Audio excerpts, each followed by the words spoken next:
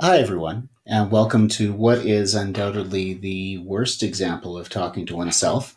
I am video conferencing myself, and I'm doing that to be able to show you two new plugins that have been added to your feed. Now, you'll notice I've got a couple cameras going because I've got my cell phone and my desktop camera both going at the same time, so I can have lots of people in this conversation.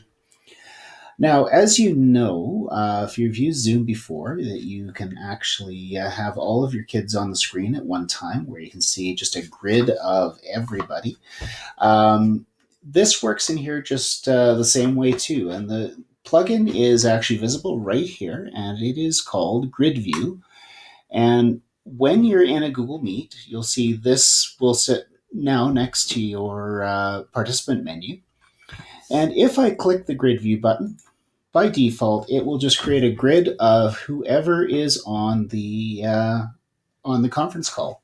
And so there's me five times in this conference call, and so you'll see everybody.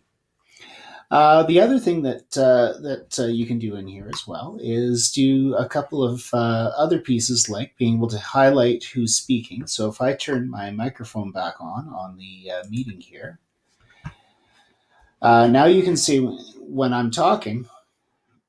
Sorry, getting lots of feedback there. Now you can see when I'm talking, I get a little blue box appear around my screen.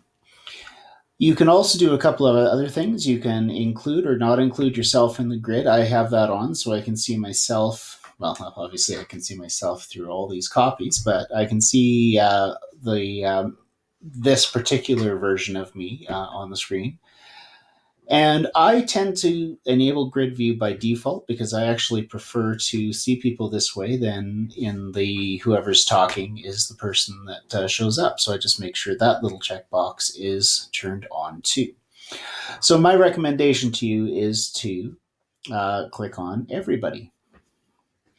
If you have some that are accessing by telephone or that haven't turned their camera on, you can actually keep them out of the grid view if you want by just clicking this button here.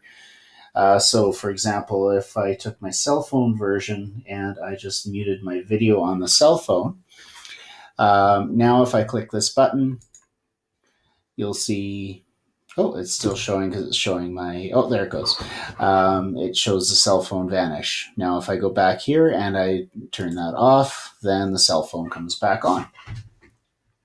So that's one of the two plugins that you have just had installed. The second one you'll notice on the left-hand side of your screen, and that's this guy right here. And this is a handy little tool. It does exactly what it looks like. I can raise my hand if I want to ask a question, or I can give a thumbs up or a smiley, whatever the case may be. You can see I have raised my hand here, and that's what would show up on the screen. So if I close that and I maybe give a thumbs up, bang, then you can see a thumbs up appears.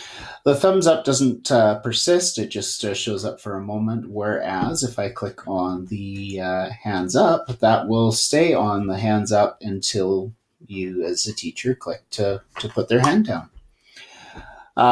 Really easy little tool, but it's a great way for kids to get your attention. Anyway, as with all of these, before I go cross-eyed watching 6 copies of myself, let me know if you have any questions, and I would be happy to help.